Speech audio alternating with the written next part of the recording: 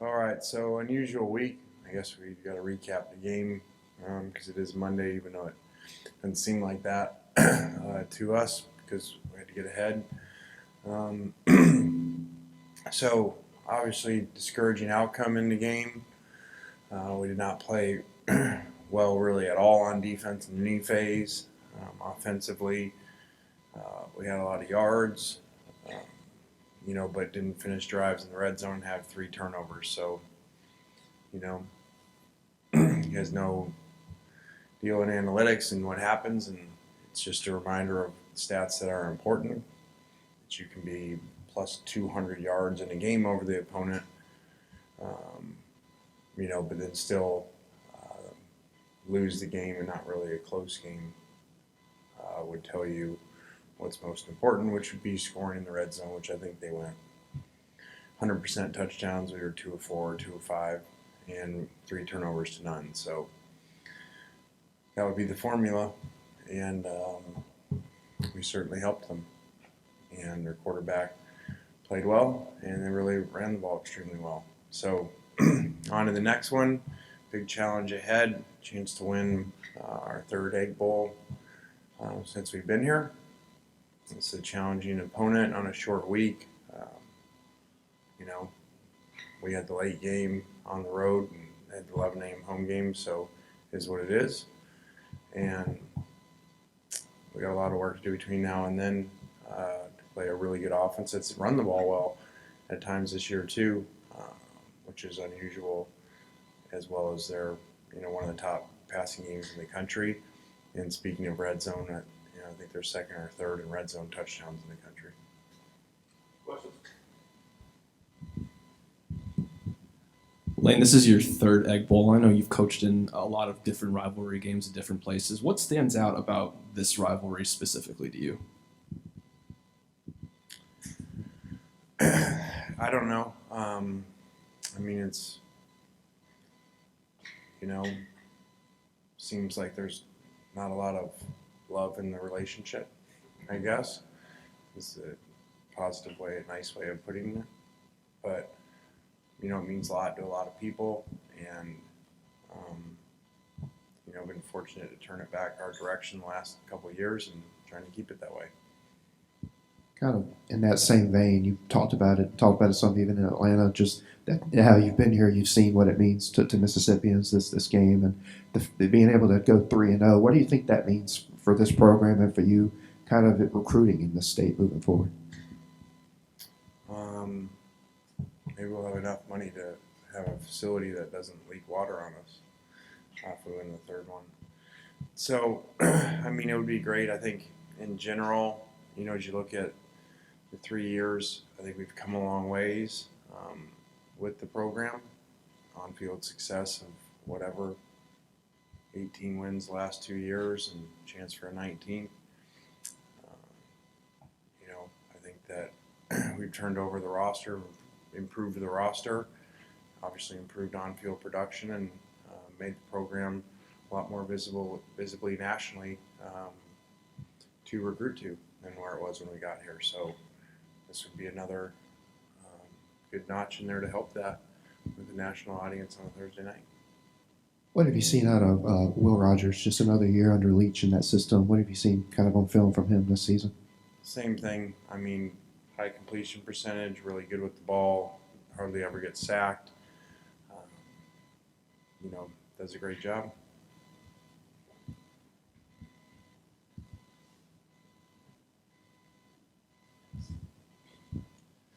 How has your relationship with Mike Leach kind of evolved over the years? And for people that don't know him, how would you best kind of describe him to those people? Unusual, different, not a normal coach at all. So I think Mike's great. It's fun to be around. We've had league meetings before. Head coach meetings are a little different out west. People get along and hang out at the pool and stuff, so you get to know the people there, different than our SEC meetings. But so he was always funny and fun to be around, and I think he's brilliant, and obviously very creative. Lane, I've heard you say what your approach is when your name is coming up for other jobs and rumors and whatnot, but do your players ask you about it during this time? They don't. I think they know how we operate, and they've been in this before, and so they don't even ask. I think they know how we do things here, and pro mindset of preparing every day to get better and win. And I don't know what else to say. I'm extremely happy here, like we just talked about, the difference of where this program is now compared to 3 years ago, and feel that we have really good support. So, I can get up here and give you whatever it was, the Pine Box speech, and I'm not going to be the next head coach of Alabama. I can give you those things, and so I don't know what those mean. So I don't know what else to say. Been here 3 years and been fortunate enough to, I guess, now have 3 different contracts. So I don't know why all of a sudden a 4th contract all of a sudden makes people feel better. So, like I said, we're very appreciative of everything here. You sound like your guys are very confident and good at backing out of that kind of outside noise, and you seem confident in them. But you not having conversations with them, is there any part of your mind that thinks that might be concerning because it might turn into a distraction on a rivalry week if they see it all the time? Yeah, I think about that. I've asked our coaches, do you think that is an issue? They've said no. Like analytics, we study the past. We played in the last game at FAU to conference championship, and that morning ESPN leaked that we were the head coach at Ole Miss, and the entire team knew, and went out and won by 40. So, and these same, questions were there the same week that we were 1 play away from beating Alabama. So, there's not much analytics to show that would matter about player performance. Coach Davidson at Igbenogson started the first 9 games, it seems like, and it seems like Miles Battle's gotten the nod past 2. Can you talk about that a little bit, and who do you envision starting on Thursday? We envision them both playing. Davidson did some really good things, and Miles had worked really hard, so we made a change, and anticipate them both playing.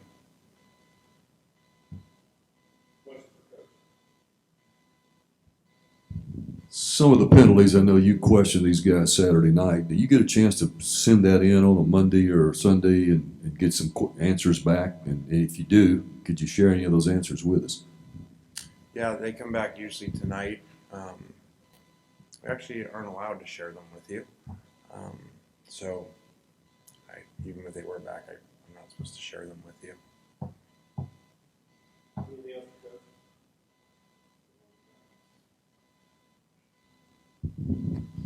We are working with Micah though on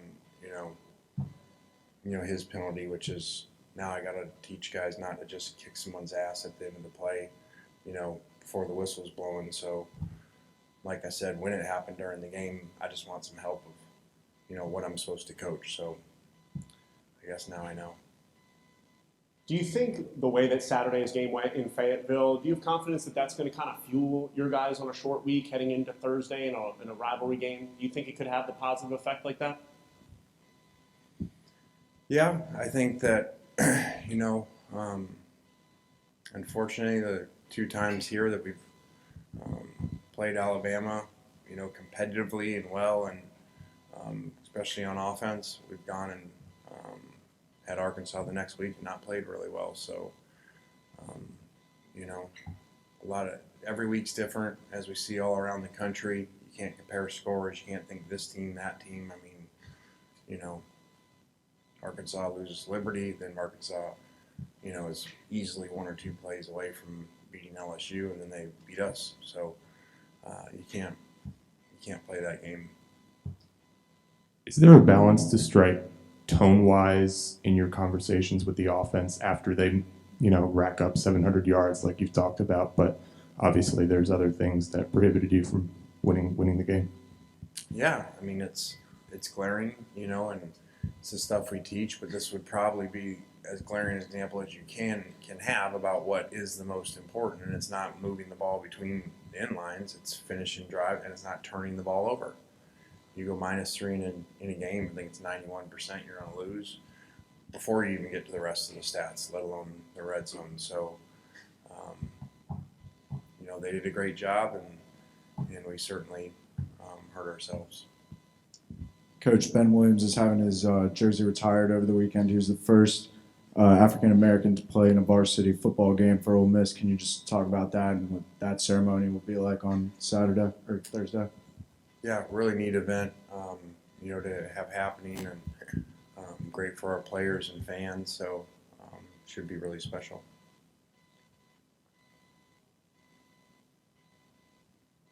Coach, a lot of talk about Quinshon. The numbers are phenomenal, but here's Zach, about to be your second 1,000-yard rusher, possibly, and missed some time. Just kind of address his season. Yeah, pretty neat that those guys have played that well. Like you said, with Zach missing time, had he not missed, they'd both be over 1,000 already, which is pretty neat, especially in the SEC. I think I saw today the two of them, if they were a team, they'd be ranked 14th or something in the country in rushing, just the two of them alone. So they've done a great job. Obviously, that's a product of the other players around them blocking really well and performing well. But they've done a great job, not just for one of them being a true freshman, but both of them being brand new to the program. All right, guys, thanks.